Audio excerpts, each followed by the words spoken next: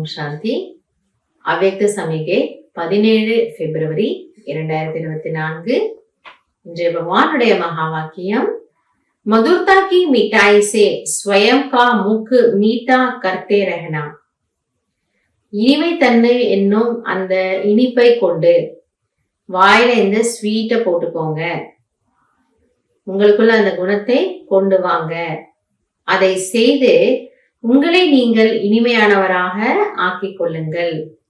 और मधुर बोल, मधुर संस्कार, मधुर स्वभाव द्वारा दूसरों का भी मुख मीठा कराते रहना.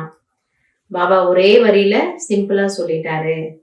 இனிமையான பேச்சு, இனிமையான சம்ஸ்காரம் மற்றும் இனிமையான ஸ்வபாவத்தின் மூலமாக பிறரையும் நீங்கள் இனிமையாக ஆக்குங்கள். தேவதைகளுடைய சம்ஸ்காரம் எப்படி இருக்கு? அதுல கசப்பே இல்லை.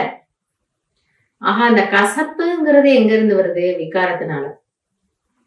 எங்கேயாவது அசுத்த திருஷ்டி இருக்கு, அல்லது காமிகாரத்தினுடைய ஒரு வாசனை இருக்கு, அல்லது மோகம் இருக்கு, அல்லது கோபம் இருக்கு, அல்லது அகங்காரம் இருக்கு, அபிமானம் இருக்கு.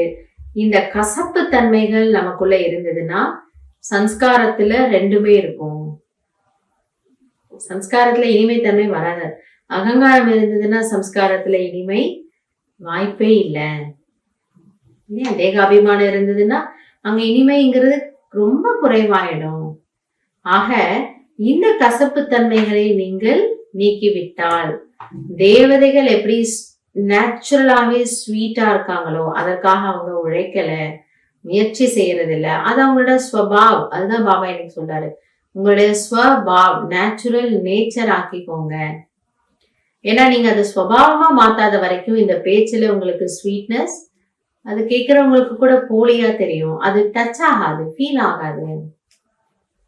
ஆக முதல்ல உங்களுடைய ஸ்வபாவத்தை, உங்களுடைய நேச்சர், உங்களுடைய சம்ஸ்காரத்தை ஸ்வீட் ஆக்கிக்கோங்க, நிர்விகாரியாக ஆக்கிக்கோங்க.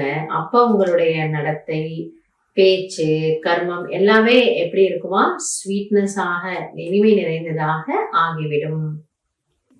बाप दादा आप बच्चों के हर बोल में मधुरता, विशेषता देखना चाहते हैं, அமூல்ய போல் சுனனே சாத்தேன். அப்ப பாபா கூட நம்ம கிட்ட இருந்து இத ஒரு விஷயத்தை எதிர்பார்க்கிறாரு, ரொம்ப அவரோட காத்துட்டு இருக்கிறாராம்.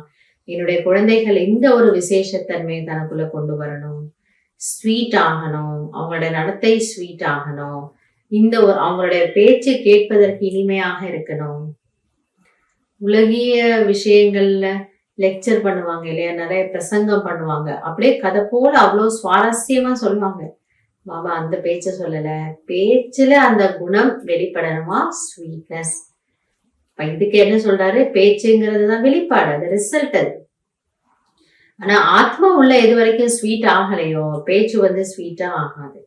ஸோ நாம இன்னைக்கு செக் பண்ண வேண்டியது, நான் ஆத்மா ஸ்வீட்டா இருக்கேனா, என்னுடைய ஸ்வபாவம் ஸ்வீட்டா இருக்கா, எனக்குள்ள அந்த சத்தோ பிரதான் நிலை, அந்த 7 குணங்களை நான் எனக்குள்ள கொண்டு வந்திருக்கேனா. அது இல்லாம மேலோட்டமா நம்ம முயற்சி செய்தோம்னா அது ஒரு விதத்துல நாம ஏமாத்திக்கிற போதுதான்.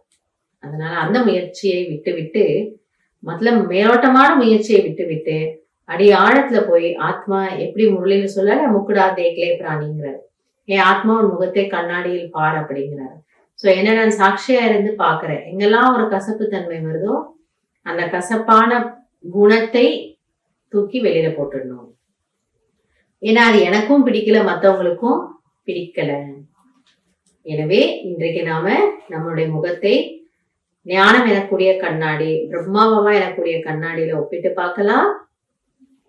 அந்த குணத்தை, ஸ்வபாவத்தை இனிமையானதாக மாற்றி பாபாவினுடைய ஆசையை பூர்த்தி செய்யக்கூடிய குழந்தையாக ஆகலாம். நல்லது. ஓம் சாந்தி.